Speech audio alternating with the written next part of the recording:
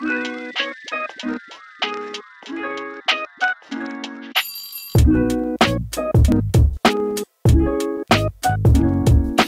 là, en fait, vous regardez une visualisation. Tous les petits points de couleur représentent des questions dans les livres. On a regardé le taux de succès moyen des élèves qui rencontrent chacune des questions dans les livres. S'il y a une des questions ou deux des questions du livre où bizarrement le taux de succès tombe à 30%, c'est que sans doute il y a un problème avec cette question. Et donc ça, c'était du coup un panier d'une cinquantaine de questions qu'on a identifiées comme étant aberrantes statistiquement.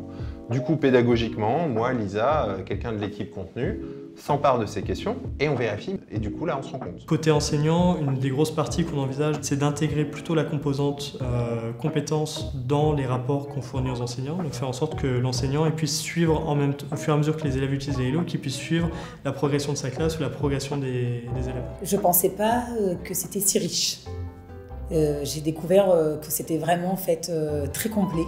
On pouvait avoir faire des tableaux de compétences, enfin voilà. Et on disait que ça pouvait être intéressant d'avoir une espèce de récapitulatif du mois par élève qu'on pourrait imprimer et qu'on pourrait mettre éventuellement dans le cahier de suivi ou dans le cahier des travaux du mois, qui permettrait de voir aux parents ce qui a été travaillé, les compétences qui ont été vues, ce qui a été réussi, que l'enfant puisse voir ses réussites, comme on fait le livret de réussite en maternelle, hein, où on valide à chaque fois des compétences et les enfants peuvent voir où ils en sont. Quand on leur explique où est-ce qu'on veut les emmener, j'ai remarqué que ça fonctionne très bien et en fait ça les inclut dans le projet et ils sont très volontaires. Je ne sais pas si c'est possible de regrouper en fait telle compétence, ça va faire partie de la ceinture blanche, première ceinture, et quand on a réussi ce maximum de compétences, on va passer à la jaune, et en fait l'enfant, ah ben t'as vu maîtresse aujourd'hui, ça y est j'ai réussi, je vais passer à la ceinture jaune.